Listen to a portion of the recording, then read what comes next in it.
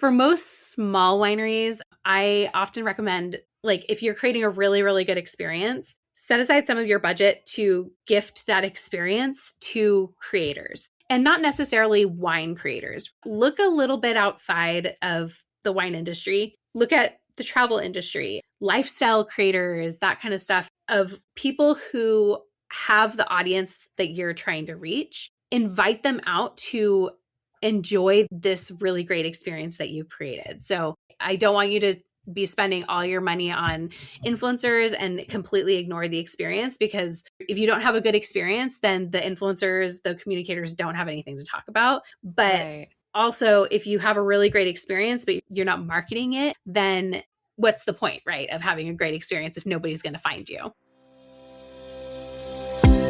Welcome to Masterclass U.S. Wine Market with me, Barbara Fitzgerald. In this show, we'll break down the complexities of selling wine in the U.S. by discussing the relevant issues of today with experts from around the globe. Each episode serves up 3 key insights to help elevate your winery's presence in the U.S. market. So grab a pen and paper and let's pave the way for your success in the U.S. Hi, everyone, and welcome to Masterclass U.S. Wine Market. Today, I am very excited to welcome Heather Daenitz to the show. Heather is a wine industry photographer and marketing consultant based in Santa Barbara, California. And through her business, Craft and Cluster, she helps small wineries connect with their audience through honest, behind-the-scenes photography and practical and sustainable marketing strategies. And last year, Heather was named Wine Photographer of the Year in the World Food Photography Awards. And her work has also appeared in Wine Business Monthly, Sunset Magazine, Edible San Luis Obispo, and Decanter magazines. So Heather, thank you so much for joining us today. Thank you so much. I'm so happy to be here.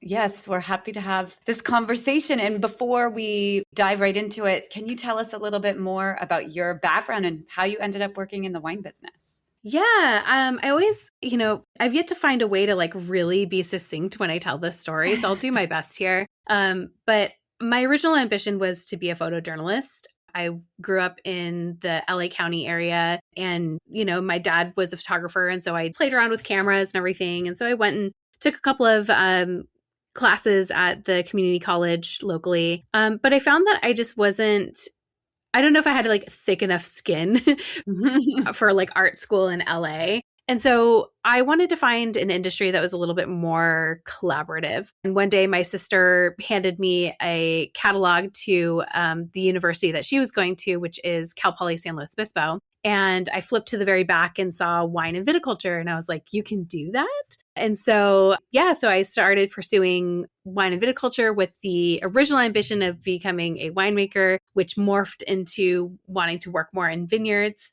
And after I ended up getting my degree from Oregon State University in viticulture and enology.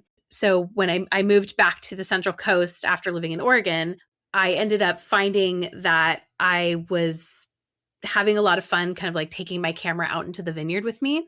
And so after about 2 years of working for a vineyard management company on the Central Coast, I had the opportunity to leave my full-time job and start my business, which is Craft and Cluster, where I photograph wineries and vineyards.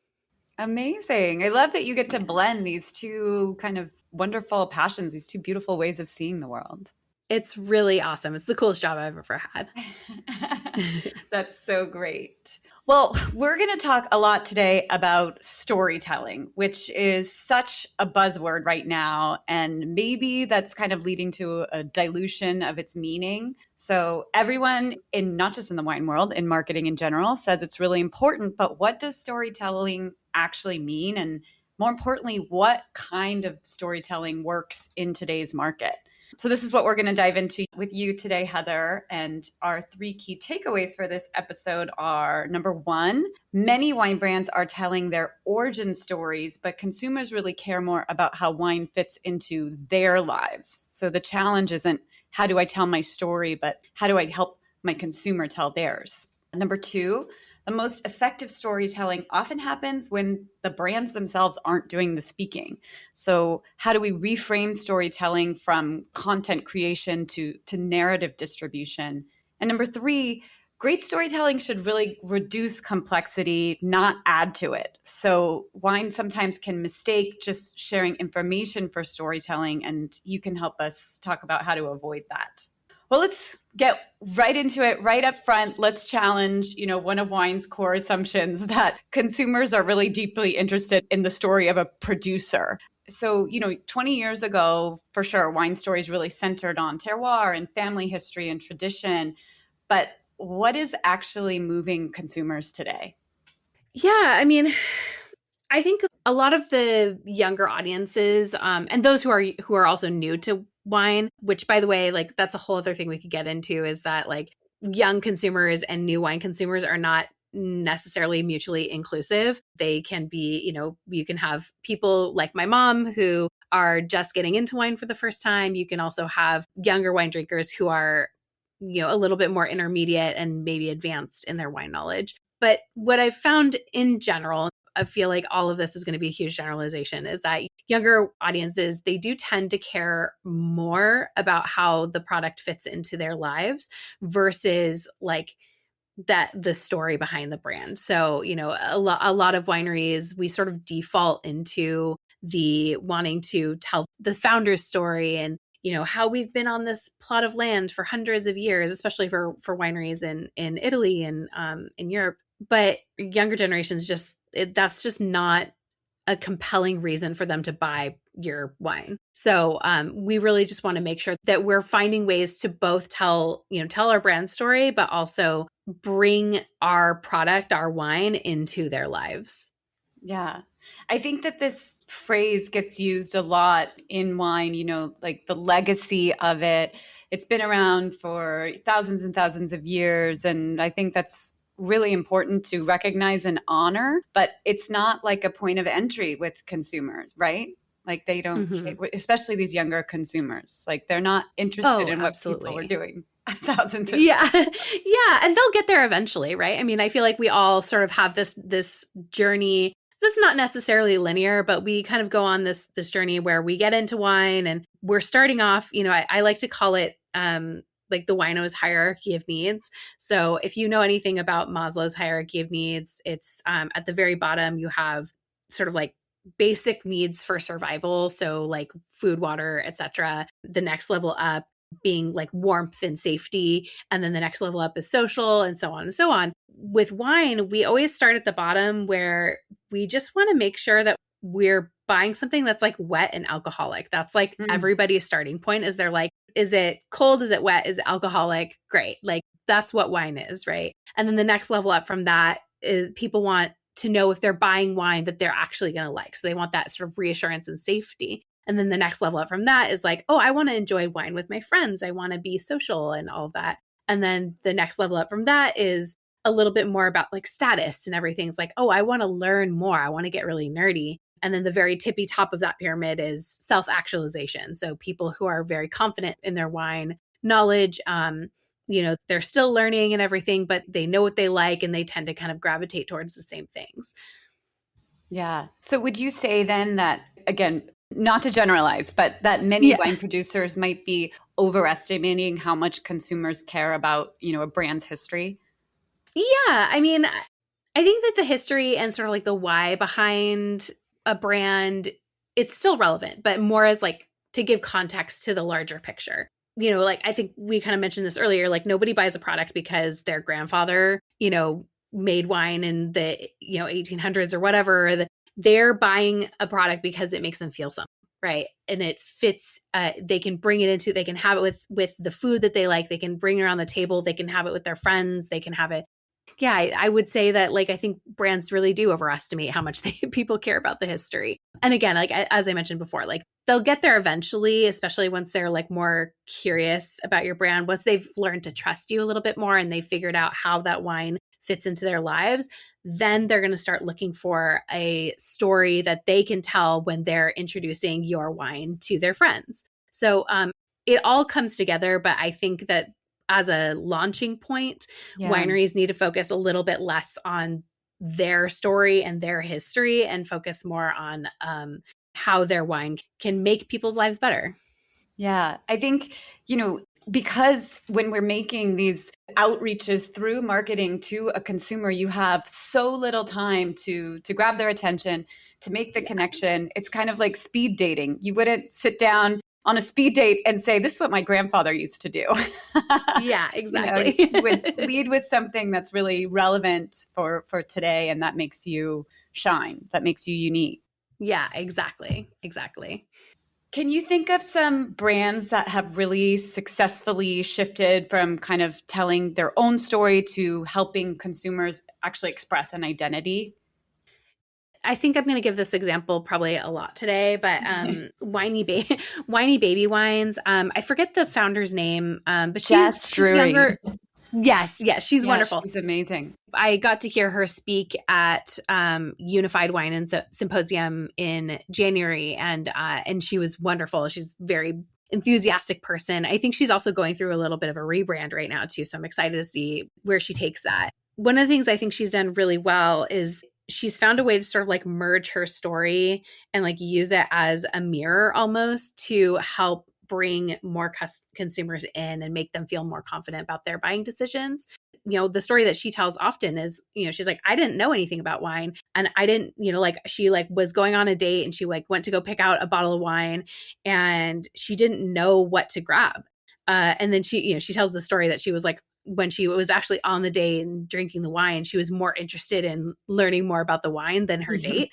And so, but she started out telling the story where she's like, I don't know anything about wine. You know, this is my story. This is my founder story. But she morphed that, as I said, kind of like holding up a mirror almost, and inviting people who maybe also don't know about wine into, you know, to be a little bit more confident, to sort of see themselves in her. And so I think that she's done a really, really good job of that. I can't really think of any sort of like, I would say legacy brands off the top of my head that I think have done a bigger shift from telling their own story to helping consumers express that identity. I really think that Whiny Baby Wines is probably the best example overall. Yeah, she's amazing. And what I love too is that, like you said, she's removing barriers. She's making it less daunting and making it fun, which it should be fun to have a bottle with your friends and connect or go on a date or all these things. Yeah, exactly. And I think the wine industry in general sort of gets it in its own way quite a lot, where we're like, oh, if, you know, people need to take us seriously and all this stuff, and then we see somebody like, you know, like Whiny Baby coming in and sort of disrupting that narrative a little bit. I think it can be a little bit threatening to some wineries. And so, so I think that there's room for both, like taking yourself seriously or like taking the wine seriously while not taking yourself so seriously. And I think we also need to remember that there's something for everybody, you know, like Whiny Baby isn't going to be for somebody who's maybe a little bit more advanced in their wine journey, but it is a really amazing entry point for folks. Absolutely. And by my word, do we need entry points right now? So yes, indeed. Can you think of some brands maybe outside of the wine category that have really mastered this identity building?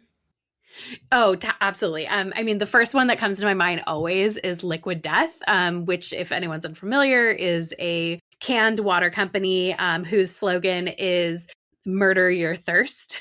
It's just hilarious. Every time I hear it, it makes me laugh. But they've sort of built this whole product on this sort of like rebellious spirit. And these cans, they look like tall boy beer cans or energy drinks. And so they've sort of like tapped into this niche market of like men who don't usually see hydration as like a thing that they do. And so like, you know, instead of having these like standard water bottles that are like, oh, from the mountains of whatever, the spring mountain water, Liquid Death is really just tapping into this like this sort of rebellious and kind of like metal like spirit. And so I think that, they're such a really great example of this. I don't know what else to say. It's sort of like anti-wellness bro water. Totally. Yeah. But interesting, thing about Liquid Death is, if you look into them, I mean, they are sourcing water from all these like beautiful mountain places. Like they have this whole like sustainability campaign and all of these things. So they are all of these things, but they're leading with this one thing that is like this, like you said, this kind of like heavy metal identity that people connect to. Yeah, exactly. And I think that's really what we need as the wine industry, that we need to look at is like, how can we, like, yes, like we're sustainable, we're all these things, but like, so is our neighbor's winery. Mm-hmm. Like, something that I get all the time is, I'll ask, when I'm onboarding clients, I'm like, what's your unique value proposition? Like, what's the thing that you bring to the table? And every single one of them is like, well, we're a small family-owned winery and we farm sustainably and we handcraft our wines and, all this stuff. And I'm like, yeah, you and everybody else. So what is the thing that makes you unique? Like, what's different about you? And, and if we're talking about brands that are unique, I have a friend who, she has a brand called Coat of Paint. She and her partner have leaned into the gaming community. So like video games and all that. And so they've really leaned into that identity as like people who are playing video games and kind of nerdy and weird and all that. This wine is for them. It's for them to drink while they're playing board games. This is wine that they can drink while they're playing Dungeons and Dragons, while they're playing video games, like all these things. And so that's, I think, a good brand example that I just recalled. Because again, like she's a small winemaker who sources fruit from sustainable vineyards, and that's not unique, but this video game, angle is unique. Totally. And it's beautiful that she, works with small farmers, et cetera. But yeah, many other people are doing the same thing. Exactly. Yeah. Well, let's shift a little bit now to talk about this second takeaway, which is, that consumers are really increasingly trusting creators and influencers and peers more than specific brand messaging. Mm-hmm. So what is happening? Is the era of a brand really controlling their storytelling over, or is it shifting? What's going on in your opinion? Yeah, I mean, it's changing for sure. I think the advent of social media and sort of the popularity of social media has allowed regular people versus, wine critics or whatever to become the authorities, the influencers. And they tend to be much more relatable to like the average consumer than a wine critic or, somebody who's traveling to a different country every single month to taste different, through hundreds of wines, So like, I think social media has offered regular people the opportunity to learn more about wine and then become authorities themselves. And those people are, as I said, they're more relatable. So they're folks that are, I don't know, they just tend to be more trustworthy. Like I tend to trust somebody who is more like me and has, who is a new mom who, lives in California, whatever, over somebody who's traveling all over the world all the time, because I'm like, that's not relatable to me. Like I would love to travel all over the world, but that's just not the phase of life that I'm in right now. Right. And so I just tend to trust the opinions of those folks a little bit more than somebody who's living a different lifestyle than me. And social media has offered that opportunity. So I think brands would be remiss not to take advantage of that, right? To allow folks to learn about their brand through these people that they trust a little bit more. I think that's such an important call out, because I think there was a time in wine marketing where what sold was like aspiration, right? Like, yeah, picture yourself at this vineyard, you could be here. And what really seems to sell now, not just in wine and in products that are purchased in general, is relatability.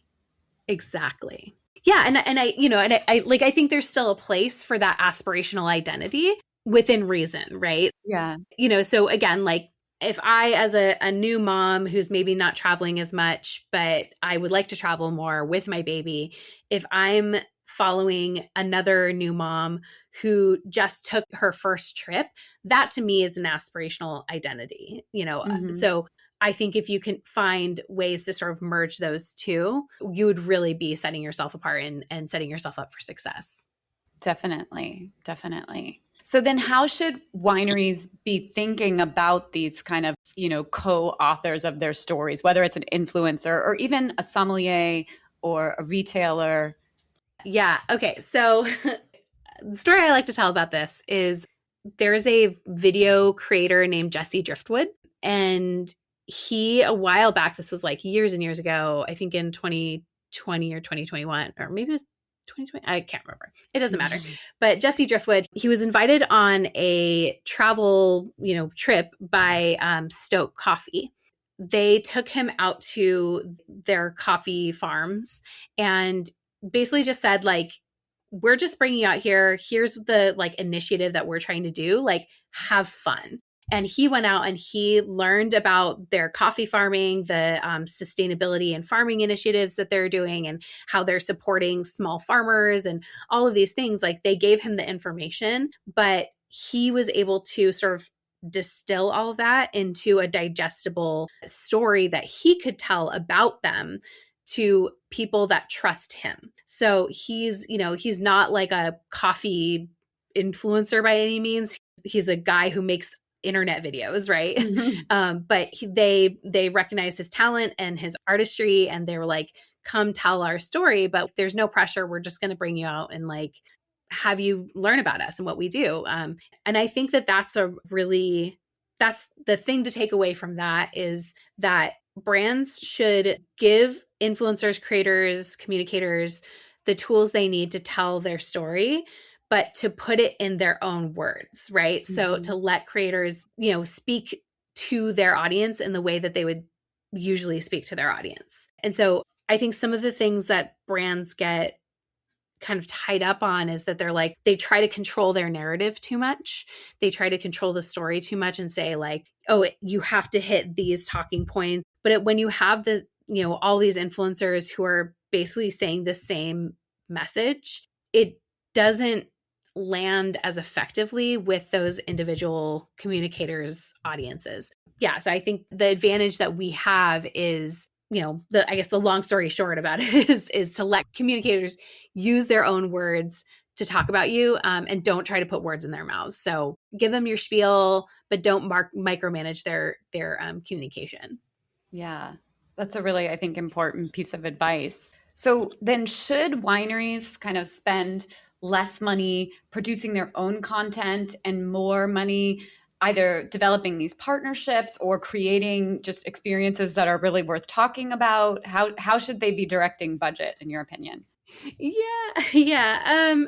It's always a blend, right? For most small wineries, I often recommend setting aside some budget to give, if you're creating a really, really good experience, set aside some of your budget to gift that experience to creators, and not necessarily wine creators, right?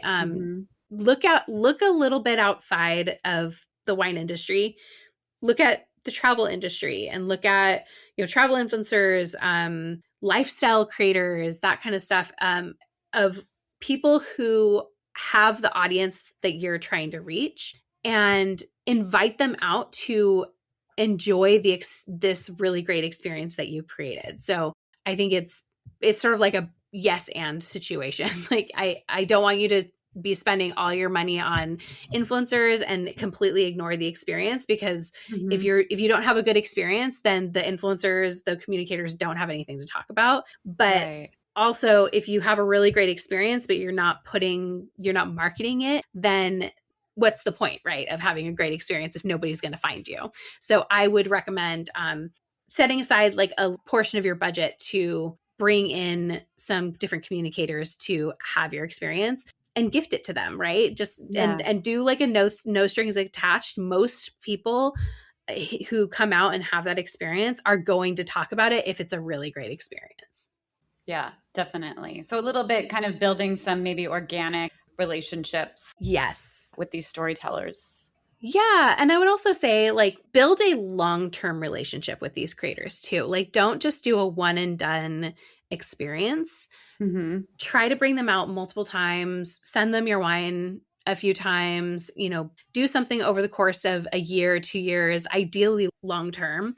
There's a saying in marketing that it takes between 7 to 15 exposures for a consumer to take action on the message that you're trying to tell. And so if you have the same creator working with you over years, over multiple seasons, then their audience is much more likely to finally be like, oh yeah, I'm going to take action on this because clearly this person really likes this wine that they're Yeah. enjoying.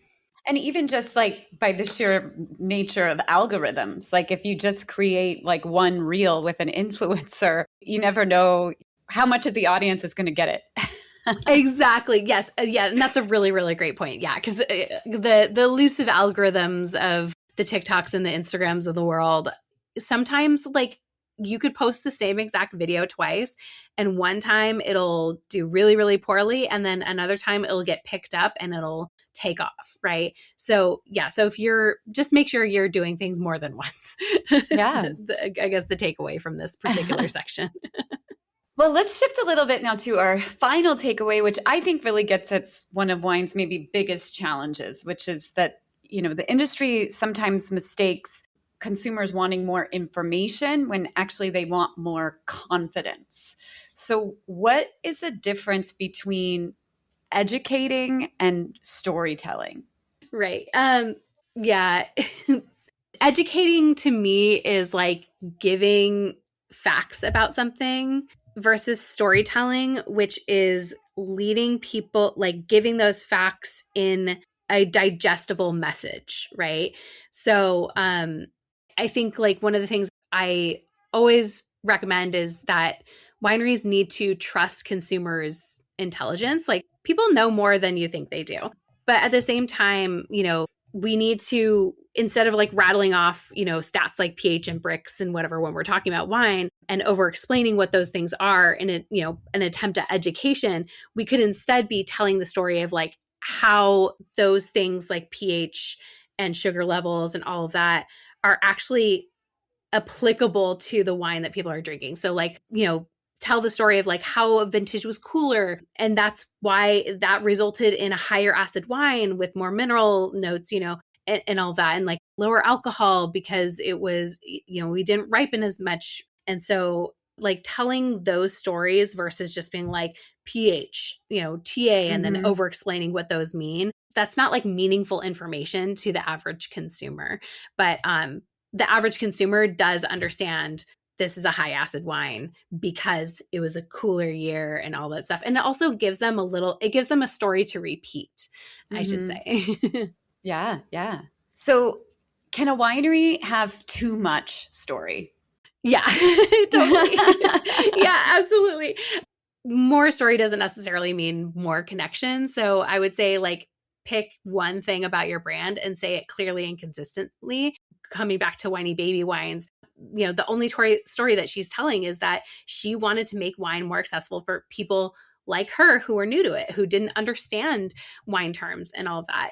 She could have talked about like, any number of additional things, but focusing on, or let's talk about coat of paint wines, right?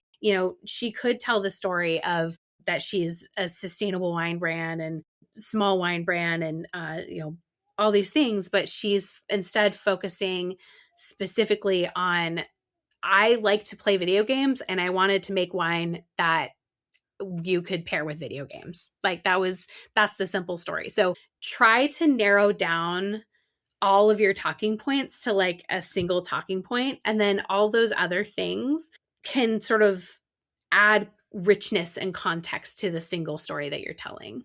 Yeah. So again, keeping in mind, sometimes we always have 3 seconds to capture someone's attention. If you have like one sentence to explain your wine brand to a new consumer, what should it be accomplishing? Yeah. I would say instead of explaining what a wine is, explain what it's for. So instead of, we hand harvested this Sangiovese from volcanic soils, we can instead say something like, this is the wine that we open when the whole family finally sits down together at the table. I like kind of going back to, we want to make sure that we're telling the story of how consumers can use that wine in their lives, how that wine fits in their lives versus, telling our story of this, my grandmother made this and I'm making it in the same, barriques that, she was making it in the 50s, whatever, Yeah. And it's just, you're helping people envision the product in their everyday life, right? Mm-hmm. Like exactly. you're making it aspirational to them by giving them the tools they need to picture it making their day better, their life better. Exactly. Yeah, that's exactly right. Oh, Heather, I really could talk about this topic all day long, but sadly we do have to wrap it up here. So we end our podcast by asking 3 questions to help our listeners just better understand the U.S. market and this episode. Mm-hmm. So give me your best sound bites. Number 1, what is your number 1 tip for mastering communications in the U.S. market? Yeah, talk like a person versus a brand, and use first person narrative as much as you possibly can. I know that's hard with some larger wine brands who have like big teams and all of that. But the more you can sort of like create almost like a personal brand or have a personality within your brand, the more trustworthy you're going to be. Because, you know, if we're going back to bringing back people who are, you know, bringing in influencers and communicators, the big thing that they have going for them is that they are showing you how wine fits in their lives, and they're speaking from a first person narrative. So as much as you possibly can, first person narrative. Okay, great piece of advice. Thank you. Number 2, what is something you would have told your younger professional self about working in the wine industry? Yeah.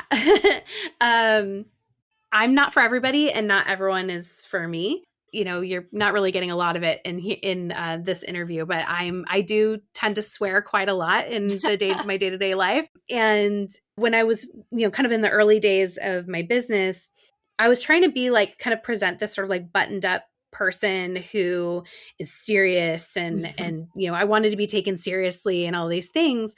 And I ended up attracting clients that I didn't really like. And I don't think they really liked me either. Because when I showed up to my photo shoots and all of that, I was myself. I'm this bubbly, you know, exclamation points kind of person. And as I said, I use swear words a lot. And I'm not as like traditionally professional as other, you know, as some people might, you know, assume. And so once I sort of stopped being so buttoned up, I ended up attracting really amazing clients, really amazing people who I liked working with and who I believe like working with me and all that. So yeah, I would say like, it's okay that there are people that aren't for you, and it's okay that you're not for everybody. I love this piece of advice because it translates down into marketing, right? Not everyone is your customer, and you don't need everyone to be your customer. Yeah, talk to the people exactly. Yeah, exactly. Yeah, that's the first thing that everyone should do is like identify specific people that they want to reach, and it's okay that you're not going to reach everybody. Yeah. Okay, last question. Where is your favorite place to drink wine in your hometown?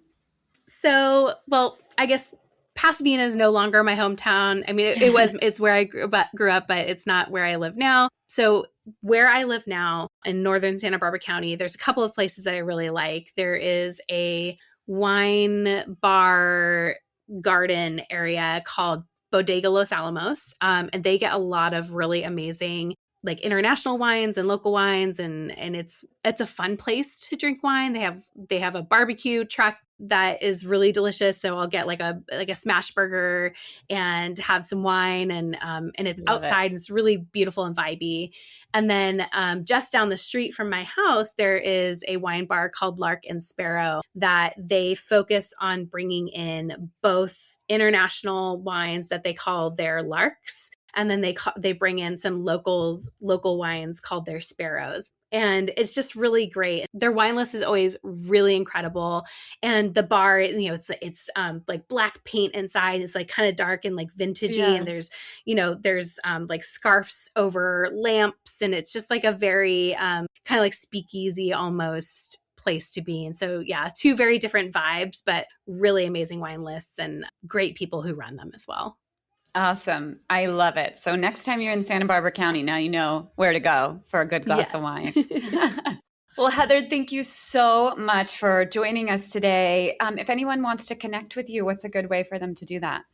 Yeah, I spend the most time on Instagram, so you can find me at Craft and Cluster on Instagram. I do also have my own podcast, as well as a newsletter on Substack that you can find at the winemarketingfieldguide.com. And then, of course, if you want to connect with me on LinkedIn, you can find me Heather Daenitz. That's Daenitz. And yeah, those are the best places to reach me. Amazing. Well, thank you again for your time and all these wonderful insights. I will look you up next time I'm in Santa Barbara. Please do. Yes, I'd love to host you. All right. Awesome. Thank you again. Thank you. And that's a wrap for this episode of Masterclass US Wine Market. Thank you so much for joining us. If you enjoyed this episode and want to stay up to date with the latest industry trends, remember to like, follow, and share our podcast. And if you find value in our conversations, please leave us a review to help others discover the show and grow our community. Stay tuned for new episodes every Monday. Until then, brindiamo il vostro successo.